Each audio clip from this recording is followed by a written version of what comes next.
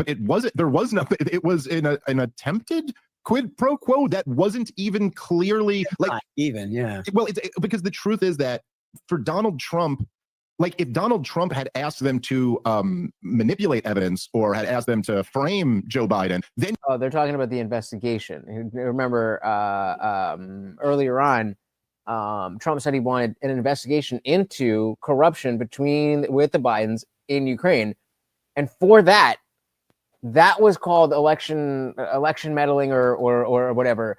And then they went after him for wanting an investigation. You can't write this shit. You'd have a real, like you'd have something there. You'd have like a case on your hands. But to ask them to investigate behavior that is questionably criminal, is just like, and then he never got the investigation and they got the weapons. I mean, I remember arguing about this at the time. I go, here's where your case really falls apart. Okay. None of this ever happened. And so like, what are you really arguing? It's the biggest asterisk in the whole world too, which is that the FBI had Hunter Biden's laptop for 3 months leading up to the impeachment, which was in January of 20. And so on that laptop, anyone can now read emails back and forth between Hunter Biden and the leaders of Burisma, promising them that he's going to intervene in American politics to 10% for the big guy. Protect them from prosecution. It's all right there. And then what do they do? Not only did they not leak that, this is the FBI, the land of 10,000 leaks against Donald Trump. They get not anymore. A shout out to Kash Patel and Dan Bongino. The biggest leak in the world that would spare him in the middle of being impeached. And they keep that all buried under wraps and behind a grand jury and whatever it is. And then what do they do with it? In the months in the lead up to the election, when they know that Giuliani also has the laptop, and this is going to be the Republicans' big October surprise, they go to all the social media companies and the major media companies and tell them, beware of incoming Russian disinformation accusing Hunter Biden of doing something wrong with this gas company, Burisma. And so then when it comes out, they're able to censor the entire thing. You're talking about rigging the election. And it was the FBI and the CIA that did it. His own 100%. did it to him. And then, it's unbelievable. And literally, I mean, this is like, I mean, you have every piece of evidence. I mean, because it sounds crazy to say this, but this is really what they did. And that even when Rogan asked Zuckerberg about the Hunter Biden story, his first response was, well, the FBI came and told us that this big Russian dump was coming. And so that was obviously that. And then they came out and said that was the Russian disinformation, right? When they signed that famous or infamous letter. And not to mention, we have the Twitter files. We know that the New York Times' Scott Shane was at the tabletop exercise where they warned him about all of this. And then when all the censorship regime came out with the laptop, he didn't say nothing about it. Same for Noah Schachman at Rolling Stone, who is otherwise most famous for being for helping to cover up the most disgusting, unspeakable crimes of his buddy James Gordon Meek from ABC News. Yeah. Well, so it seems to me, let's get in a little bit to like this. I mean, you touched a little bit on the mineral stuff and the mineral deal, but I think it seems to me that possibly the best thing to come out of this fiasco in the Oval Office is that maybe Donald Trump does just walk away from this silly idea. And there is, as you know, me and you have talked about this a lot over the years, and I will like, I'll kind of preface this by saying that I'm quite happy with some of the things coming out of this administration. I mean, it's been a mixed bag. There's been some really positives and there's been some negatives. But that already, from our perspective, is like, oh my God, we never get positives. Like, this is amazing. Like, at least something's happening. I love that even just the way that Elon Musk and Donald Trump have kind of mainstreamed the idea of how corrupt and wasteful the government is with our money is great. And the stuff on Ukraine really has been the best part probably of all of it. You'd think that the corruption aspect, like that part wouldn't be up for debate.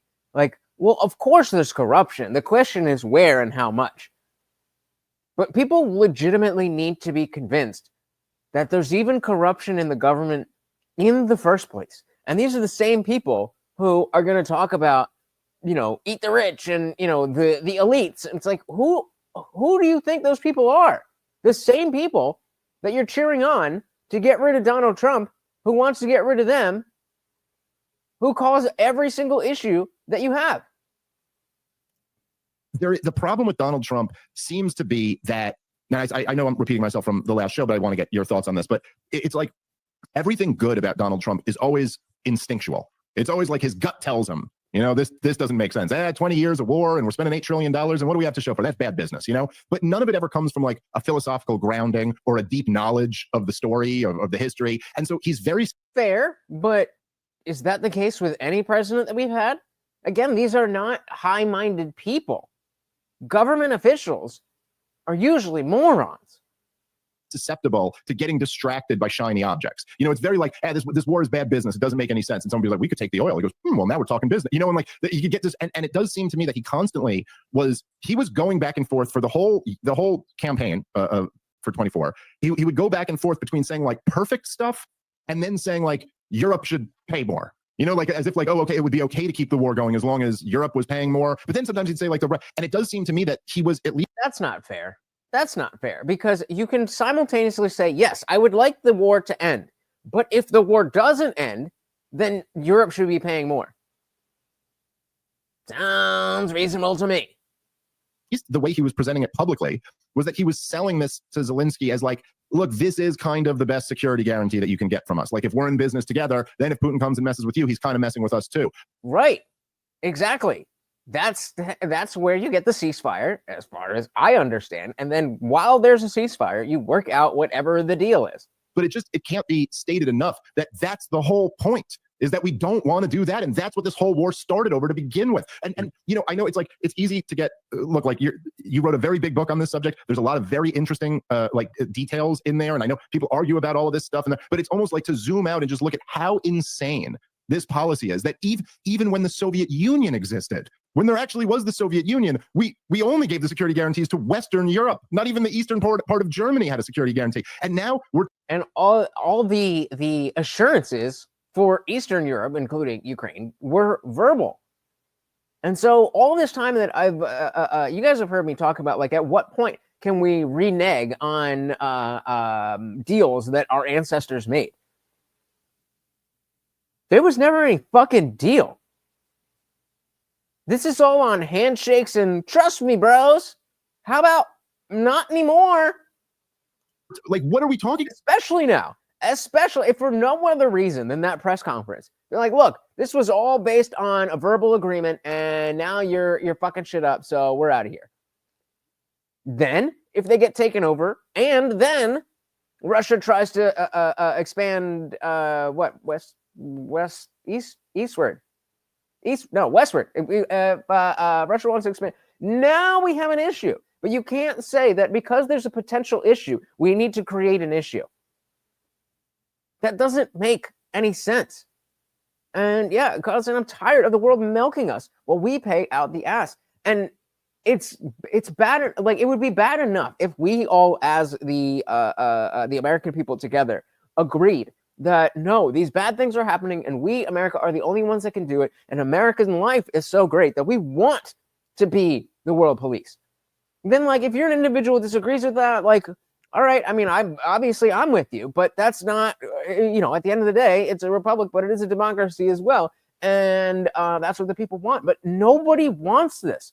And they just find good ways to make excuses over and over and over and have these emotional arguments that stupid people and people who are not that stupid, but are that dogmatically caught up in the bullshit that it continues.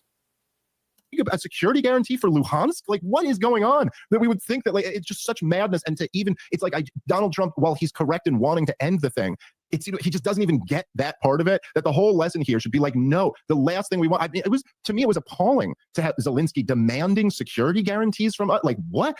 You're entitled to us? I mean, what is the security guarantee? Nah, bro, like, what are you doing? You're saying we have to be ready to fight a war on behalf of your country? Sorry. Like, screw you. No, we don't. All right, guys, let's take. Yeah, Kyle Anzalone has a great show on YouTube, and he had clips of these congressmen talking about, it'll have to be like the Korean model where we'll stay forever. This is how John McCain talked about it.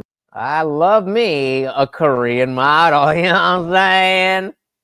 To be like the Korean model where we'll stay forever. This is how John McCain talked about Iraq right. 20 years ago. That like, oh yeah, no, we can never come home from there. And that just makes.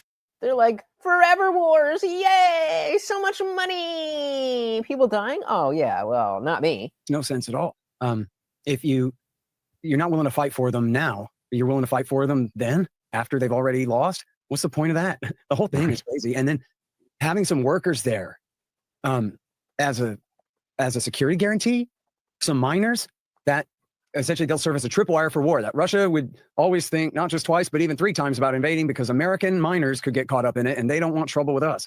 Well, if you're going to do that, then it would make more logical sense to put combat forces there who could actually be a deterrent of some kind. Not that I'm recommending that, but I'm just saying it makes no sense to have, like we have in Korea. Our soldiers are not there to really, there's not enough of them there to deter an attack or to defeat an attack from North Korea, probably. But they are a tripwire. That means if North Korea ever attacks South Korea, our guys will be caught up in it, and that'll mean the rest of the USA is also coming. And so, no, and so he's saying that's what Zelensky wants, is like a permanent occupation of Ukraine, where there's always American soldiers right on the border. So if anything goes down, we have the reason to want to get involved. First of all, we are already involved without that. So clearly it can be sold. Not that it should be, but I mean, kudos to him if that were the case and there were American boots on, I mean, there's already American, but that's a whole other thing. If there was officially American boots on the ground, that would make it a lot harder to pull out and a lot easier to continue fighting.